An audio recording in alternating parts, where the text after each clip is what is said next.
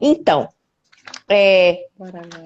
vamos começar, porque, né, de qualquer forma, a gente vai tentar deixar gravado, então é melhor a gente, em respeito a quem já está aqui, né, Bora começar lá. no horário direitinho. Então, o que eu pensei?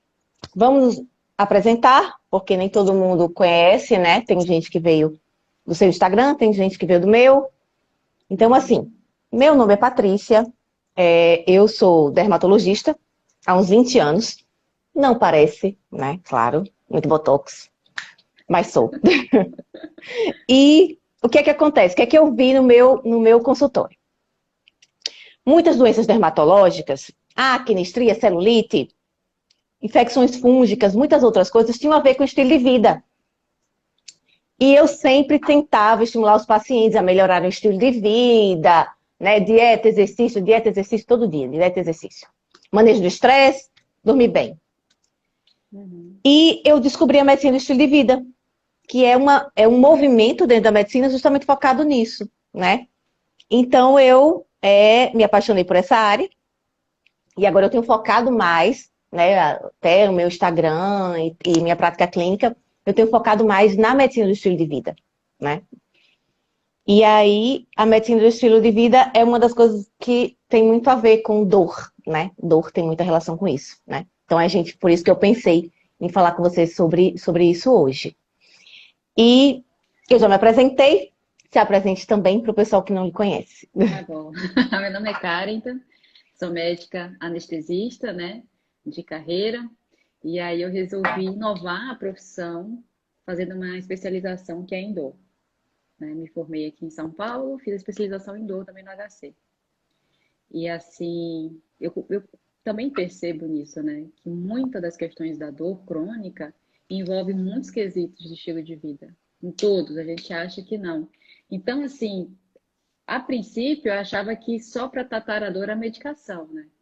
Então, era só a Sim, parte do médico. Na verdade, os pacientes chegam achando isso, achando que é medicamento que vai tirar ele daquele fundo do poço. Mas mal ele sabe que ele precisa fazer um esforço danado, né?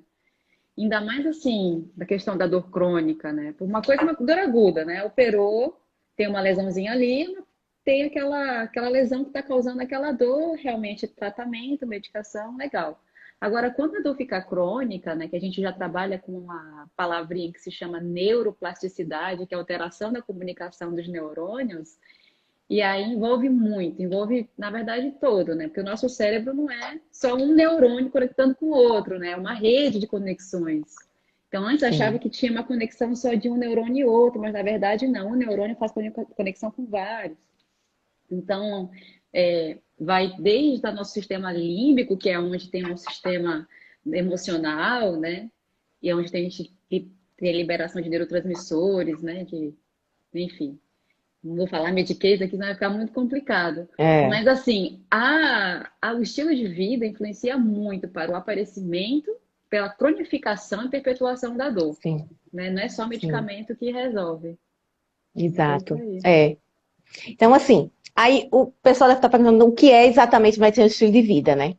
Então, Uhum. assim, não é uma especialidade médica, ele é um movimento dentro da área da saúde, envolve várias profissões da área da saúde, psicologia, tem muita coisa no medicina do estilo de vida. Então, psicologia, nutrição, educação física, fisioterapia. Então, todas as áreas que mexem com saúde, elas estão englobadas nesse movimento, né?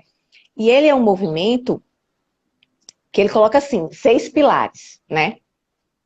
A nutrição, baseada principalmente em comida de verdade, né? Comida mais natural e planta, principalmente. Atividade física, sono adequado, evitar o uso de drogas, tanto lícitas quanto ilícitas e desnecessárias, né? Manejo do estresse e outra coisa bem interessante, bons relacionamentos, que aí tem uma relação muito grande com a dor crônica, né?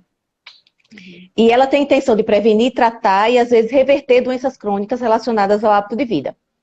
Ela usa técnicas de terapia cognitivo-comportamental, entrevista motivacional. Então, é bem interessante. E aí tem 3 pontos que eu achei, assim, o máximo. Um é que o médico, ele é um coach, vamos dizer assim. Ele é um treinador do paciente. Ele interage com o paciente em várias áreas da vida. Não é só chegou, passou o remedinho e deu as orientações e pronto. Não, uma coisa bem mais ampla. Outra coisa que ele é o exemplo. O paciente tem que se espelhar no médico. Não adianta o médico lá, todo sedentário, dizendo que ele tem que fazer exercício, né? O paciente intui isso, sabe? Ele nota quando o médico não, assim, diz uma coisa que não faz, né? Faça o que eu E digo, mas não faça o que eu faço. ele nota, né? E outra coisa bem interessante é a medicina culinária. Então, isso aí que começou em Harvard, essas coisas assim meio hippie, né? Acontece muito em Harvard, né? Meio E holística. meio holística, assim. Então, a medicina culinária, na medicina do estilo de vida começou lá, e a medicina culinária, eles têm cozinhas específicas, sabe, para aprender a cozinhar e tal. Então, assim, nesse caso é o médico, e principalmente o médico e nutricionista, principalmente, né? Sabendo cozinhar, estimulando que o paciente aprenda a cozinhar, e toda essa ideia de que aquele retorno ao alimento é o seu remédio, né? Que é, E aí, inclusive, uma medicina bem antiga, né? É a exato, indiana, a é, ayurvédica. exato. Então, a medicina antiga. E assim, mas ela não tem nada de antimedicamento. Aí é interessante, porque qual é a diferença dela para essas medicinas assim mais, vamos dizer, holísticas, assim, né? É que é medicina baseada em evidência. Então, assim, é ciência. Não tem florais, né? Essas coisas assim, não. Até existe uma parte de meditação, mas é mindfulness, né? Não é a meditação ligada à religião, a sobrenatural, ou então a coisas assim, né? É uma parte mais ciência, né? Então, isso difere um pouco. E aí, claro que não tem nada contra remédio. Então, a gente usa a medicação normal e essas coisas, né? Então, é uma área bem interessante. É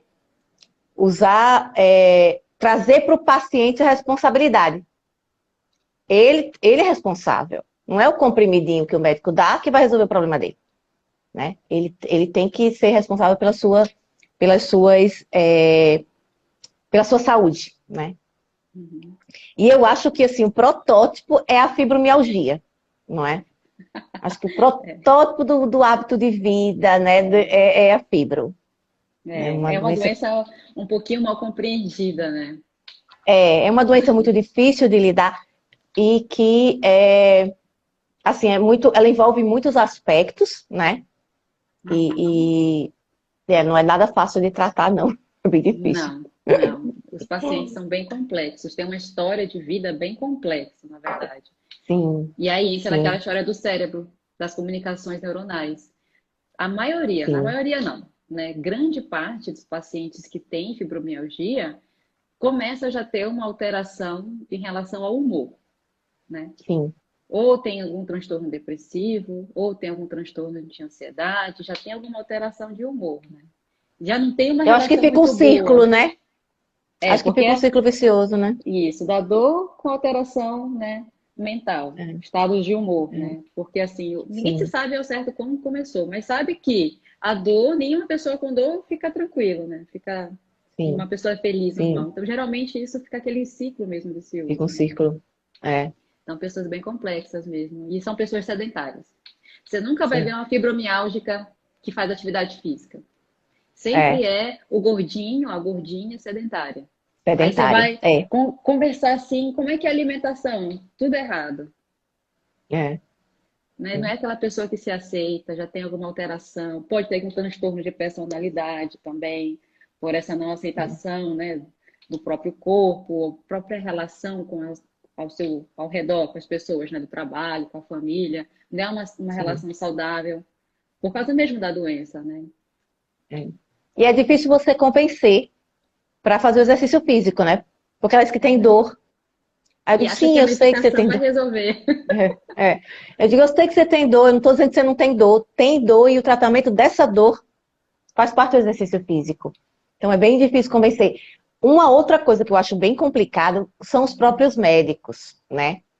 O médico, ele não tem normalmente uma formação, nem nutrição, nem no exercício físico. Nutrição, acho que a gente ainda sabe alguma coisa. Agora, exercício físico é assim, é um negócio, né? Aí, ele já vem dizendo que o médico proibiu de fazer exercício, né? Ah, eu não posso fazer exercício porque eu tenho uma hérnia, eu não posso fazer exercício porque eu tenho não sei o quê. E aí isso complica muito, né? Dificulta muito, né? O padrão de sono também é ruim, né? Então, assim, como é que você faz? Chegou um paciente fibromialgico lá. Como é que normalmente você conduz isso aí? Primeiro eu vou conversar como é que é a vida da pessoa, né? Como é que Sim, ela era há muito tempo atrás, quando começou a dor, quando é que ela percebeu que começou a dor, o que que faz piorar, o que que faz melhorar, e como é que é a relação dela com a família, né? Por sim, exemplo, avaliei tudo, faço tem uma escalinha, né, que a gente usa, uma escalinha de pontos de dor generalizado, que antigamente sim. era aquele trigger point, mas Os agora trigger já points. mudou. Agora já mudou, Sim, agora é índice de dor generalizado, que são os pontinhos, né? A gente faz, tem essa tabelinha com os pontinhos e tem também a miscelânea, que são outros sintomas, que é quase tudo, sim, abrange quase toda a sim, sintomatologia da medicina. Dor abdominal, sono mal dormido, alteração de humor, estado depressivo, enfim, fadiga, né? Que acho que é um dos grandes critérios também para a fibromialgia, fadiga, o cansaço extremo sem sim, nenhuma explicação. E aí, fechamos o diagnóstico do paciente fibromialgico, né? Exclui sim. também as doenças que são, por exemplo, que podem simular uma fibromialgia, mas na verdade são malignas, principalmente a neoplasia, né? O câncer. E aí, pronto, Sim. excluímos. Permanece a fibromialgia, né? Assim, não é um diagnóstico na primeira consulta, então são várias consultas, conhecer a paciente, tudo mais, A demora um fibromialgia tempinho. seria um diagnóstico de exclusão, né? Assim, Antigamente, agora sim, não. Assim, você sim. precisa excluir as malignidades que simulam, mas já tem que pensar a partir do princípio que você já Ele não consegue. é mais de exclusão, ele é Não, diagnóstico diferencial. que era mais Hum, diferencial, isso aí. Aí você pensou entendi. assim, pronto, fibromialgia, fechou, Sim, vamos fazer os exames para só sim, excluir malignidade, excluiu a fibromialgia. Aí começa o sim, tratamento de verdade, porque a gente começa com as medicações para dor, tenta evitar o opioide o máximo possível, porque as pessoas que têm fibromialgia são pessoas que precisam de uma atenção, de uma abordagem multidisciplinar, ou psiquiatra, ou psicologia mesmo abordando, né, para ver essa parte mental mal trabalhada da pessoa, trabalhar isso melhor. E se a gente entra, por exemplo, uma classe que é altamente, quando não bem indicada, ela pode ter um mau uso dessa classe, que são os opioides, então a gente evita o máximo possível, trata como os analgésicos simples, né? Isso é muito importante. E sim, aí começa com os tratamentos. E depois tem que focar em atividade física, que é o que tira, né? Que é o que mais sim, tem evidência. É atividade física. sim, Em segundo plano, terapia cognitivo-comportamental, ou mindfulness, que é para trabalhar a parte da mente, estado mental. E em terceiro sim, plano, aí vem as medicações, que é para tentar contornar.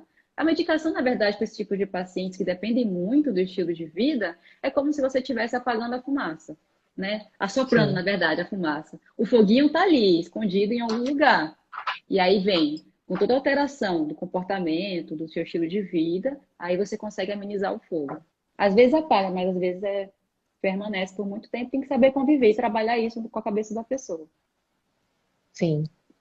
Então, Tanto na fibromialgia, né? Que a fibromialgia, ela é um pouquinho semelhante à dor muscular, né? As pessoas acham que é a mesma coisa, né? Dor muscular sim, generalizada, mas não, são completamente diferentes. Dor muscular e fibromialgia.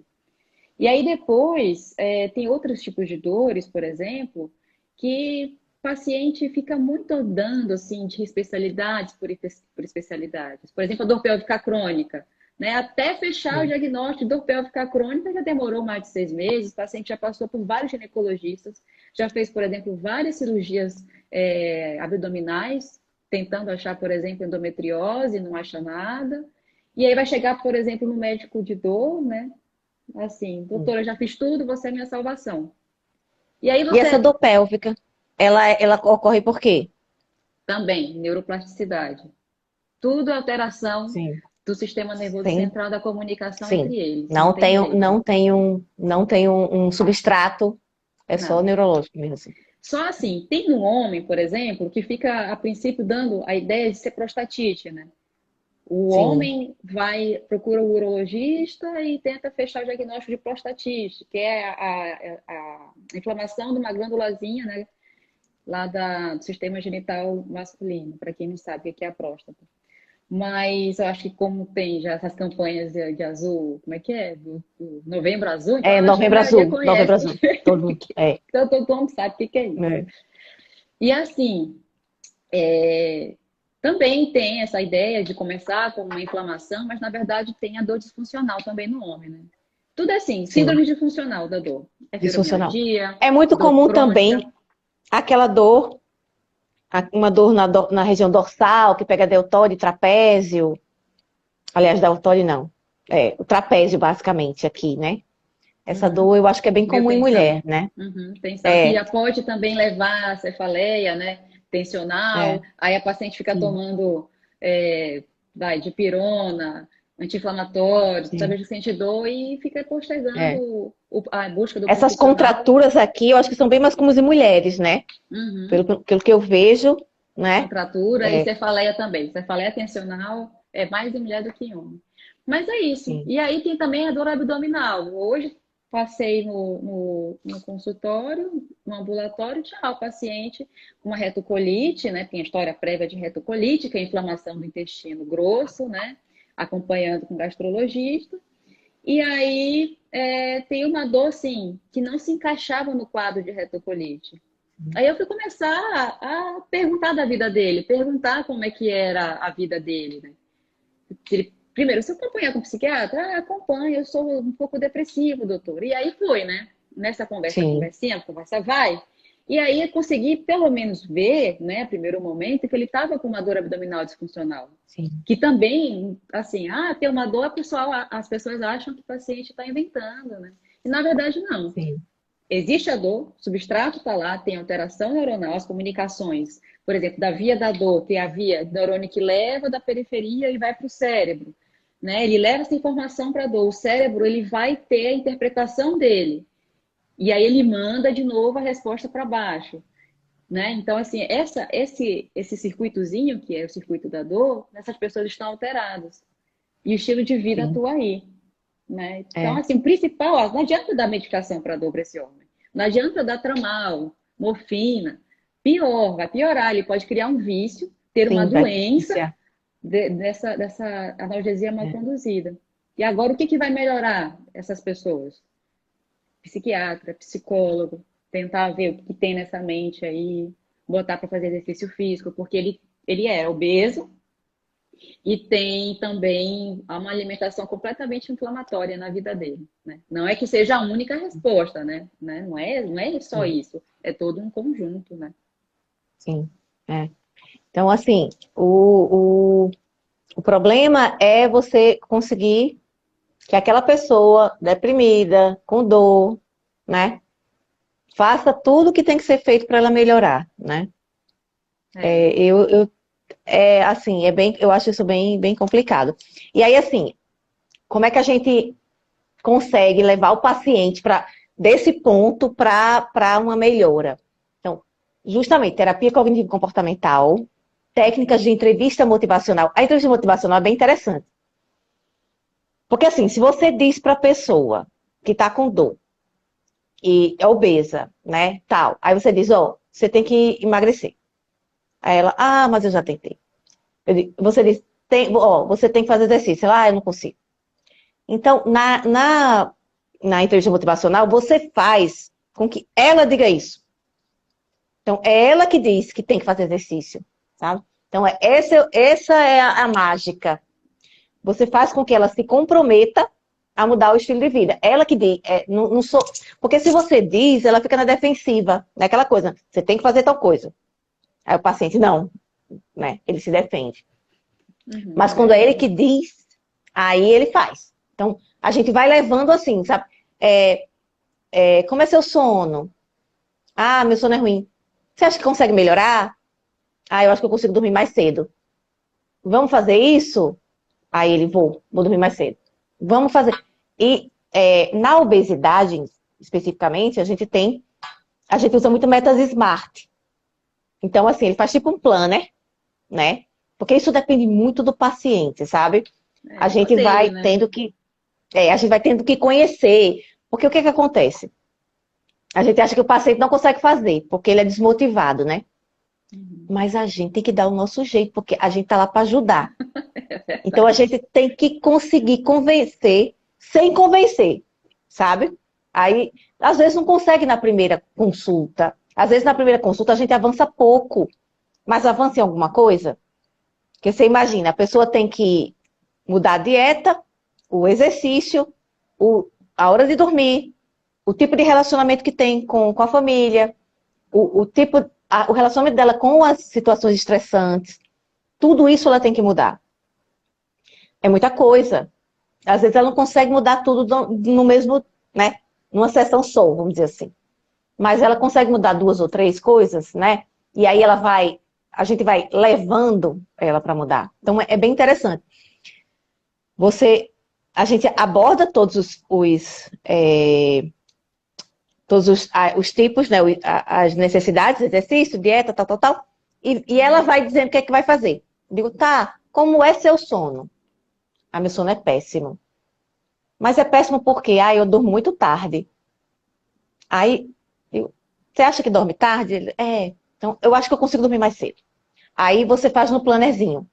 Aí ela tem que ser uma meta específica. Deitar às 10 horas da noite. Desligar o celular, por exemplo. Ela come tarde, usa o celular tarde, se estressa até tarde. Então, o que é que você consegue melhorar? Ela diz, não, eu consigo melhorar essas três coisas. Eu vou desligar o celular, eu vou isso ou aquilo. Então, vamos colocar. Aí ela se compromete com ela mesma e com a gente, né?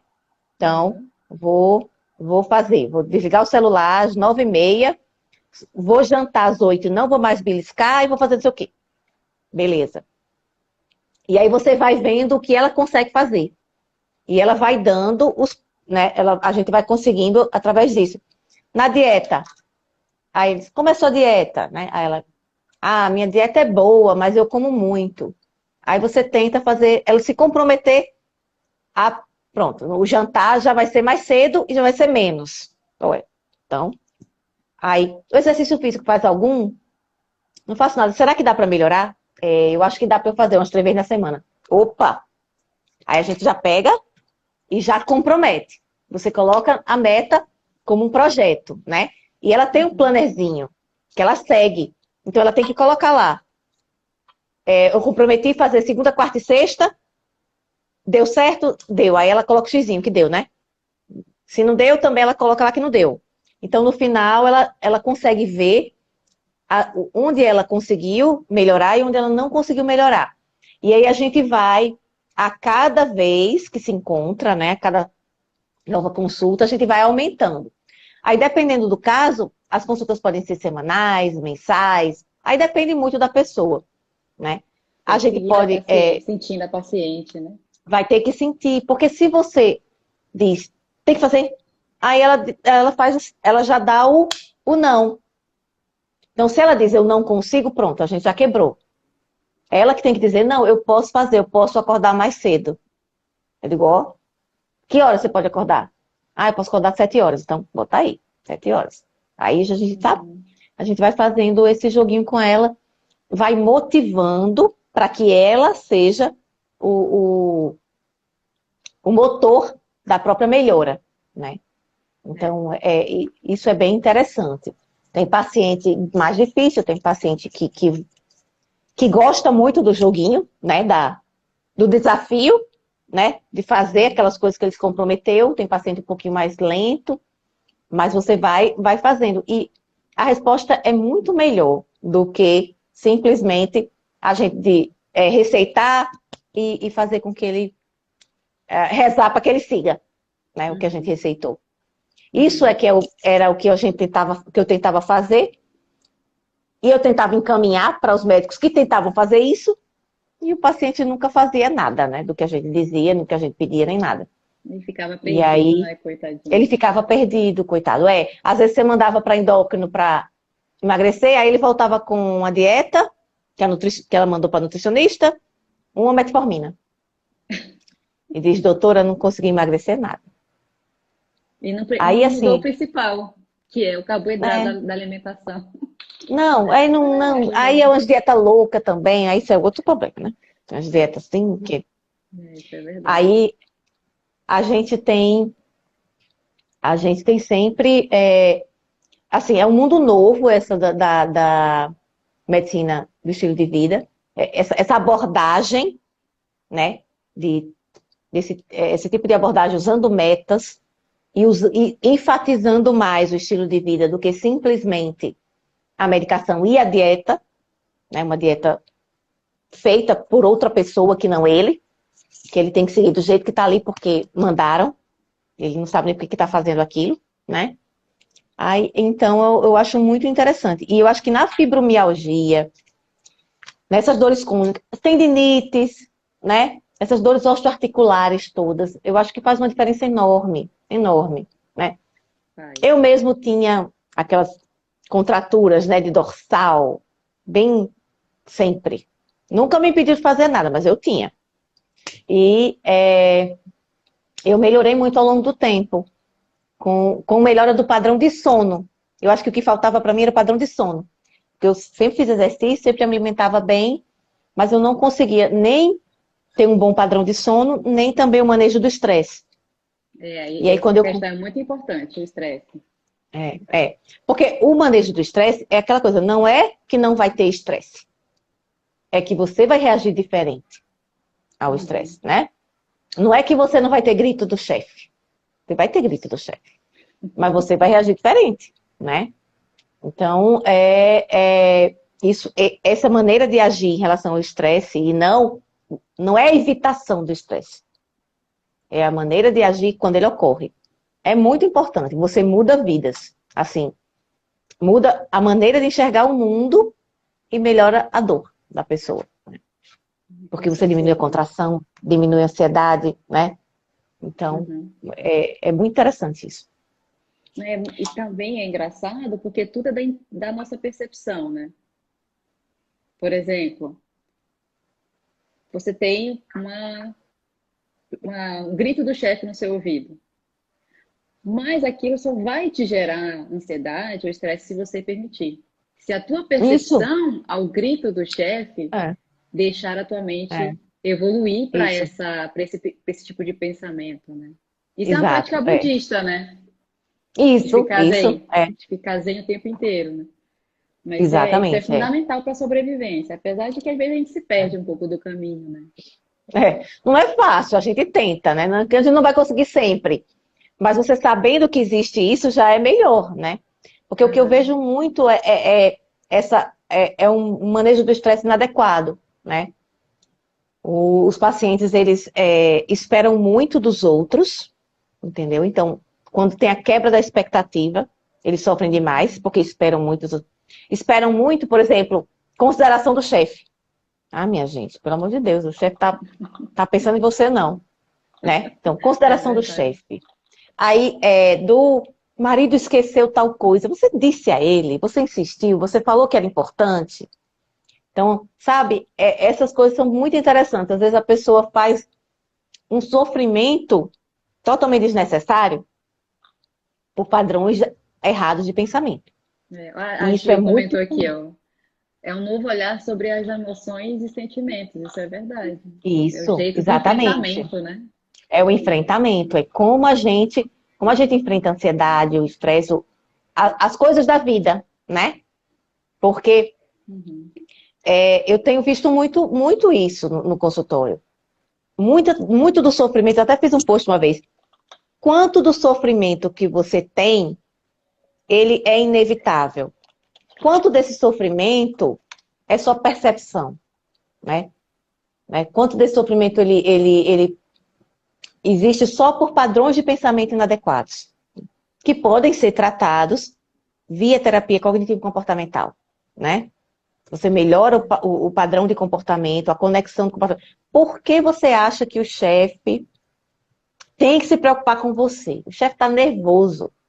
Ele gritou porque ele está nervoso. Não é porque você... Assim, você não é o centro do mundo. entendeu? Então, as, Isso é verdade. então muitas vezes, o pequenos flashes mudam muito a vida da pessoa, sabe? Mudam muito. Uhum. Eu vejo demais isso, sabe? A paciente está conversando e você dá só um toque assim e ela muda totalmente a percepção da vida dela. Uhum. Ressignifica muita coisa, né? Uhum. E isso melhora a dor, melhora o relacionamento com a comida também. Então, assim, melhora tudo, né? Uhum. É É muito verdade. interessante. Teve uma aula que eu dei aí para numa liga de enfermagem, né, no simpósio da liga de enfermagem, sobre espiritualidade e dor. E dentro dos meus estudos, né, eu vi um diagrama que mostra mais ou menos assim, né, um triângulo, e cada ponto do triângulo a gente tem uma ponta representativa do nosso ser. Tem um ponto que é o corpo, que seria o corpo físico, uma pontinha que é a mente, que é tudo isso que nós somos, que pensamos, né? O sentimento, e tem outra pontinha que, por mais que algumas pessoas não acreditam, ela tá ali, que é a alma, o espírito, ou seja lá, a mente inconsciente, a coisa mais sutil da existência, né? E assim, para uma pessoa que está doente, principalmente com dor crônica, digamos, tem um desequilíbrio, né? Não necessariamente, deixa eu tentar desenhar aqui. Não necessariamente esse, esse desequilíbrio teve desequilíbrio e levou à doença. Não é assim. Geralmente você já tem a doença que pode coexistir ali e ter aquele desequilíbrio desse triângulo, né? Do corpo, da mente e do espírito. Então, a gente, como, sei lá, como médicos ou especialistas, seja lá de qual for a área, a gente tem que ver o paciente como um todo, né? Como Vai todo. chegar a dona Maria no seu consultório. Dona Maria tem dor, por exemplo, nos joelhos. Você vai Uhum. perguntar para a Dona Maria, por exemplo, o que que ela come? Ah, mas eu não tenho tempo, né? Mas aí a comida que a Dona Maria come é uma comida altamente inflamatória que está levando ela ao estado de obesidade, que está levando ela ao sobrepeso, Uhum. forçando as Isso. articulações do joelho. Aí você, como médico, por exemplo, como médico de dor, quer pensar na infiltração. E esquece de trabalhar o resto da vida da Dona Maria, né? Infiltração no joelho, colocar, sei lá, ácido hialurônico, que é um tipo de infiltração que a gente faz, ou fazer bloqueios dos nervos periféricos também do joelho, que são só as fibras sensitivas, dolorosas, no caso. E aí esquece o resto. Aí a Dona Maria faz, fica bem, depois ela volta, né? Daqui a Pronto. 3 meses com dor, doutora, melhorou, mas a dor voltou. Esquece disso. E aí, por exemplo, numa dor disfuncional, ou a dor, síndrome da dolorosa nociplástica, que é fibromialgia, que são a grande gama das cefaleias primárias, né? Deixa eu ver o que é mais. As dores abdominais, disfuncional, dor pélvica crônica, que também não tem substrato nenhum, que é tudo alteração, né, da comunicação do sistema nervoso central. E aí você vem e pergunta da paciente também, o que que ela come? Ah, mas vai demorar muito a consulta. Paciência, você tem que conhecer a paciente. E tem que trabalhar também a parte mental dela, né? É o Sim. triângulo, né? Ver o corpo, melhorar a parte mental. Aí, e tem aquela parte que é pouco explorada pela gente, porque a nossa medicina ocidental foi ser assim, infelizmente, né? Desde quando teve Aí eu vou falando de história. Desde quando teve a Idade Média, né, que a Igreja Católica dominou toda a ciência, aí veio a Renascença, tentou quebrar isso, Ai, teve uma poxa. grande cisão, religião e ciência não existe mais, são coisas completamente diferentes. Teve esse problema histórico. Os médicos acham que isso não é importante, né?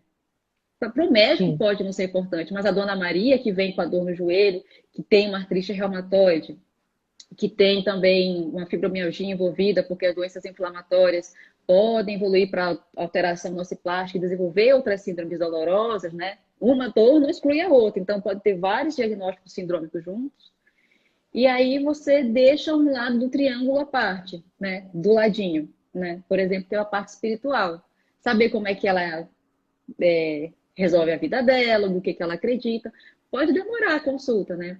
E isso aí, As crenças principalmente, dela em geral, né? em geral, Não em é só tudo. assim, religião Não, específica dela, não mas é a é. crença como ela vê o mundo, né? Exatamente. Tudo isso. Isso tem relação, inter-relação com as relações, né? Social, da família, dos amigos, do trabalho, que é o jeito que ela vê também, Uhum, né? Que é a sim, parte que ela vê. E isso sim. principalmente nas dores crônicas oncológicas. Que a gente fala só de uma dor nociplástica, né, que não é oncológica, e esquece dos pacientes oncológicos, que são, assim, o triângulo é como se fosse um tripé de uma casa. Se uma aresta, né, uma quinazinha do triângulo está desequilibrado, a casa vai desmoronar e vai cair. Sim, Então, infelizmente, a gente não é só um átomo ligado ao outro. Nós somos muito mais complexos que isso. sim. Então, eu acho assim que o estilo de vida ele tem que ser muito visto, bem melhor visto, né? Tanto pelo médico e ser conhecido pelo paciente, ele precisa, né, ter domínio, né? Participar, trazer ele também para o tratamento, né? Não é só você chegar e dar o remedinho para ele, tem que É, trazer para perto de si, é. né? Uma dos pontos chaves é a autorresponsabilidade, entendeu? Uhum. Da medicina de estilo de vida. O paciente que é responsável pela sua saúde, né? São os hábitos de vida dele que importam, né? Não é um remédio dado pela ciência, dado pelo médico, ou comprado. Não. A responsabilidade é dele e depende do dia a dia dele, tudo que ele faz sempre, né? Uhum. E Não se só o você remédio. perceber, Patrícia, por exemplo, na medicina tradicional chinesa, o paciente ele precisa mudar a vida dele, o que que ele come, né? Uhum, Principalmente o tipo de comida, os frios, é. os quentes, que é tudo Não, esse negócio energético. de voltar para o passado me lembra demais, porque o pessoal. Agora, toda vez que a gente vai lendo, tal, lê um monte de coisa, um monte de remédio, um monte de coisa. Aí no final é dieta e exercício. Todas as doenças aí, é dieta e exercício. Né? Então, assim, vai, inventa um monte de coisa complexa e volta para dieta e exercício, que o básico funciona, né? E é o básico, não precisa nada Mega Blaster, não. É o básico mesmo, né? Dieta adequada, dieta de feira, dieta barata, a mais barata que tem, que é a dieta de feira. Né? Às vezes o paciente fica com dúvida, eu digo, mas eu posso comer o que? Eu digo, você faz o seguinte, tem na feira? Se tiver na feira, você pode. Se não tiver na feira, biscoito creme crack tem na feira? Tem não. Ah, então não é bom. Então, assim, entendeu? É fácil.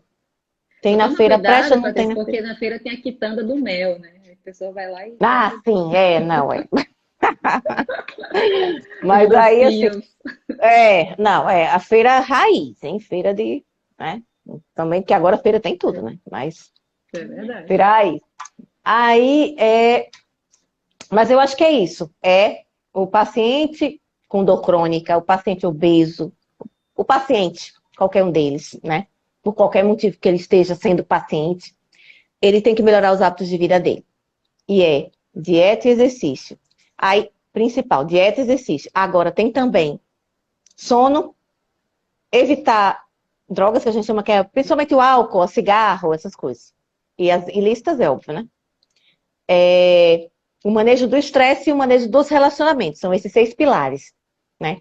Uhum. E quem tem dor crônica, mais ainda, porque a dor faz aquele círculo vicioso com o humor, né? Uhum. E qual é o exercício físico que tem que fazer?